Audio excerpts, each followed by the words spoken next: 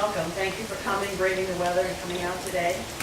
Hopefully you'll get a chance to learn a little bit more about this period in our nation's history known as the American Civil War.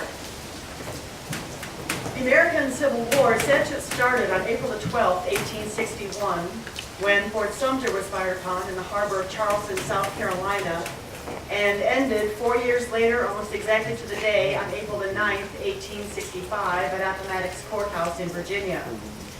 Over the course of those 4 years, thousands of battles were fought all over this country, and hundreds of thousands of casualties resulted. But perhaps one of the best-known battles took place on July 1st, 2nd, and 3rd, 1863, in and around a quiet little town in Pennsylvania by the name of Gettysburg. At the end of those 3 days alone, there were over 50,000 casualties. 50,000 Americans, North and South, who were either dead, wounded, or simply missing. They had disappeared and no one ever knew what happened to them. In the aftermath of the Battle of Gettysburg, the formerly quiet village was nearly overwhelmed by the huge number of casualties. Every available public building had been commandeered as a makeshift hospital, treating both Union and Confederate wounded. But it was those who were beyond the help of the surgeons, as they put it, that caused the most concern. 3 days after the battle, this notice appeared in a local newspaper. Men, horses, and wagons wanted immediately to bury the dead and to cleanse our streets in order to guard against pestilence or disease. However, the sheer number of bodies soon made this a daunting task, and the burial details quickly resorted to merely covering the dead with earth rather than digging proper graves for them. It should be noted, however, that even this service was done only for the federal dead. Confederate corpses were often buried in large trenches, which served as little more than mass graves. As friends and relatives began arriving in Gettysburg to claim the bodies of their loved ones, efforts were made to locate and identify individuals, but this was often extremely difficult. And then the situation got even worse. Summer rains began to wash away those scant coverings of earth, exposing arms, legs, heads, and hands. The summer heat began to hasten the decomposition process, and the bloating and decaying bodies of men and horses filled the air around Gettysburg with a sickening stench. The atmosphere is truly horrible, one woman wrote, and camphor and smelling salts are prime necessities. Pennsylvania Governor Andrew Curtin arrived in Gettysburg on July 10th and was accompanied on a tour of the battlefield and hospitals by a local attorney named David Wills. Mr. Wills was soon appointed as the governor's agent to coordinate with the representatives of other states the details of how to return the bodies of the fallen back to their home states for burial, which was a custom at the time. Wills and several of his colleagues, however, proposed transforming a portion of the battlefield itself into a national cemetery and simply reburying the dead there, either promiscuously, meaning where they had fallen, or in sections for each of the 18 states from which they had come. And the decision was finally made that the remains of soldiers from each state should be laid together. Governor Curtin gave his approval. The proposal was made public in order to drum up some grassroots support, and negotiations began for the purchase of the land. Each state was asked to contribute to the purchase price, and at last 17 acres were secured at a cost of $2,475.87. For those of you who may be farmers, approximately $150 an acre. Bids were then taken for the unpleasant chore of removing the bodies from their scattered graves and reinterring them in their designated plots. Tremendous care was taken in identifying the bodies. If a penciled headboard did not confirm the name or could not even be read, pockets were emptied, wallets were searched, letters were read, and the personal effects put aside for later distribution to the appropriate families. A well-known landscape architect was engaged to design the proposed cemetery and decorate it tastefully with trees and shrubbery. It was then decided that the grounds should be properly consecrated with suitable ceremonies of the occasion. Now, there was really no question as to who would be invited to be the main speaker at the dedication. No, not the President of the United States, as you might have expected, but a man from Boston, Massachusetts named Edward Everett, who was widely considered to be the premier orator of our time. David Wills, on behalf of the committee, wrote to Mr. Everett on September 23rd, "The burial ground will be consecrated on Thursday, the 23rd day of October next. I am instructed to invite you cordially to join in the ceremonies and to deliver the oration for the occasion." Mr. Everett replied, "The occasion is one of great importance, not to be dismissed with a few sentimental or patriotic commonplaces. Therefore, to prepare adequately by the date suggested is impossible. I cannot safely name an earlier time than the 19th of November. However, should such a postponement of the date first proposed be admissible, it will give me great pleasure to accept the invitation." Well, once the date had been set to accommodate Mr. Everett's schedule, other invitations could then be extended.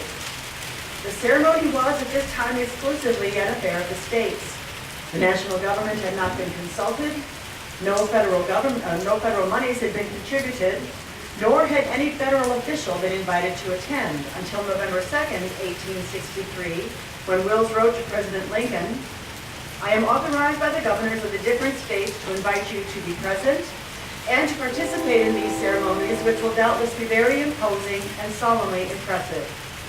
It is a desire that after the oration, you, as Chief Executive of the nation, formally set apart these grounds for their sacred use by a few appropriate remarks." The President immediately accepted. This may have unnerved some of those on the committee. They hadn't really expected him to accept. In fact, the invitation may have been more of a courtesy than anything else.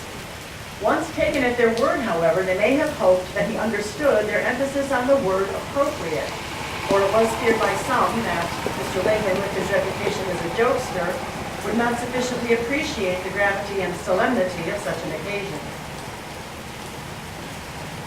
I began preparing my remarks for the Gettysburg dedication almost immediately after being invited. And although I was not the principal speaker, I took my responsibilities very seriously. I have never been one who can give a speech off the top of their head, so to speak.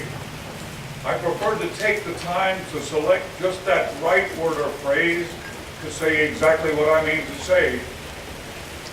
I had roughly 2 weeks to prepare my address, and while I was preparing it, I was thinking of the overwhelming number of casualties and the fact that they were all Americans, whether north or south.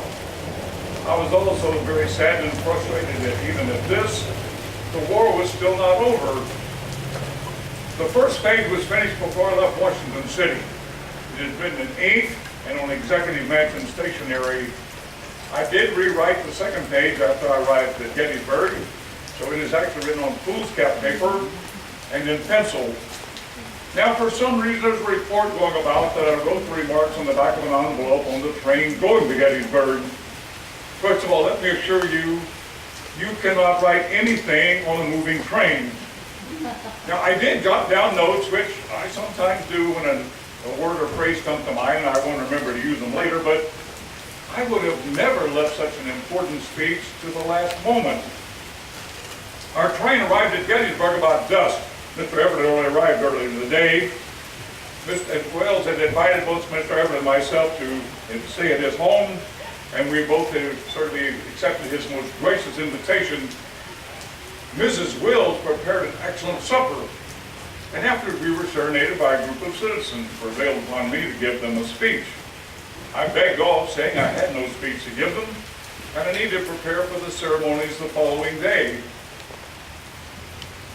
The early morning hours of November the 19th, 1863, a shower had dampened the grass and dusty roads around Gettysburg.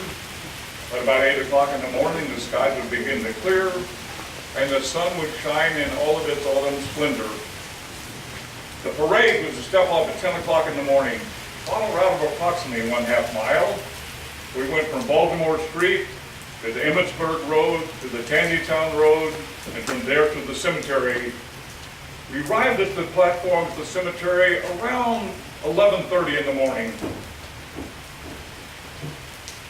Birchfield Band, sponsored by the Philadelphia Union League, opened the program with the Grand Funeral March.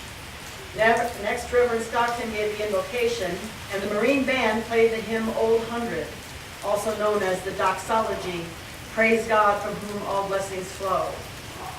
Then Federal Marshal Ward Hill Lemon, serving as the Master of Ceremonies, introduced Mr. Everett. The audience listened intently as he spoke for 2 hours without notes, memorized a 2-hour-long speech, detailing the 3 days of fighting at Gettysburg, the desperate battles of Cemetery Ridge, Round Top, Little Round Top, the Peach Orchard, and what has become known as Pickett's Charge. He also described the aftermath of those 3 days and the efforts of the citizens of Gettysburg to render assistance. He ended by invoking benediction on the honored graves of these martyr heroes. As he finished, exhausted, and returned to his chair, the Maryland Musical Association sang a dirge which had been composed especially for the occasion. Then Marshal Lamon introduced the President of the United States.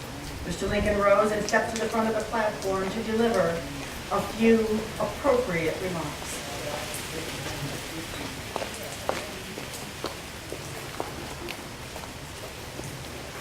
Fourscore and 7 years ago, our fathers brought forth upon this continent a new nation, conceived in liberty and dedicated to the proposition that all men are created equal. Now we're engaged in a great civil war, testing whether that nation, or any nation so conceived and so dedicated, can long endure. We are met on a great battlefield of that war.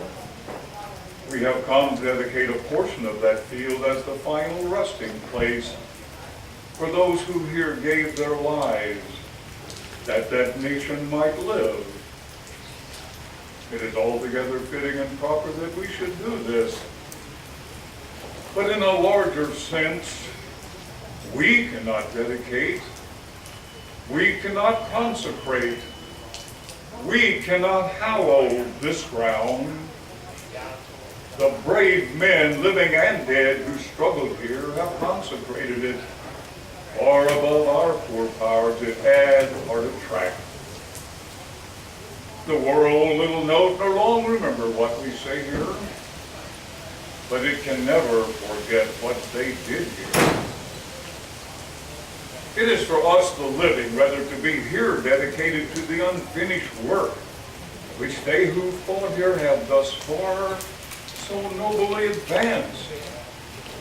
Rather, it is for us to be here dedicated to the great task remaining before us, that from these honored dead, we take increased devotion to that cause for which they here gave the last full measure of devotion, and that we here highly resolve that these dead shall not have died in vain, that this nation, under God, shall have a new birth of freedom, and that government of the people, by the people, for the people, shall not perish from the earth.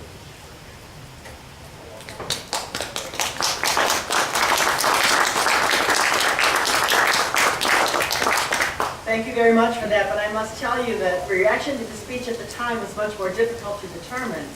In fact, there was a photographer in the audience that day setting up his equipment to take pictures of each of the speakers as they gave their addresses, and expecting each of them to speak for at least a couple of hours, which again was the custom at the time. When Mr. Lincoln had stood up, given his speech, and sat back down again before the photographer had his equipment ready to go, and the audience around him, noticing his frustration, began to laugh and snicker. Well, Mr. Lincoln had not seen the photographer's predicament, but he did hear the laughter in the audience, and he may have thought that this was their reaction to what he had just said. In fact, he is reported to have commented, "The speech is a failure. The people are disappointed." Press reaction was also extremely mixed. The Chicago Times on November the 23rd, 1863 wrote, "The cheek of every American must tingle with shame as he reads the silly, flat, and dishwatery remarks of the President of the United States." But the Boston City document said, "Perhaps nothing in the whole proceedings made so deep an impression on the vast assemblage, or conveyed to the country in so concise a form the lesson of the hour as the remarks of the President." Perhaps the highest praise of all came from Edward Everett himself, who wrote to the President, I should be glad if I could flatter myself that I came as near the central idea of the occasion in 2 hours as you did in 2 minutes. Abraham Lincoln had a reputation for being a very honest man, but he said something in the Gettysburg Address that turned out not to be true. He said, "The world will little note nor long remember what we say here." And in fact, not many people can tell you very much of anything that Edward Everett said in 2 hours of a memorized speech. But the 2 minutes that Mr. Lincoln gave, what has become known as the Gettysburg Address, has become one of the best known speeches in American history. It has even been called the speech that changed the Civil War and changed America. Thank you very much.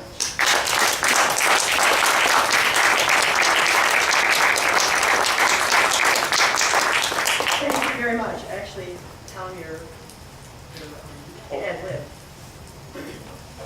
Mr. Lincoln was almost fanatic in his writing. He very seldom gave speeches off the top of his head. But for one time in his life, and if you actually read the original copy of the remarks at Gettysburg, there are 2 words missing. Those 2 words are "under God." But for some reason on the platform that afternoon, Mr. Lincoln decided to ad-lib one of the few times in his life.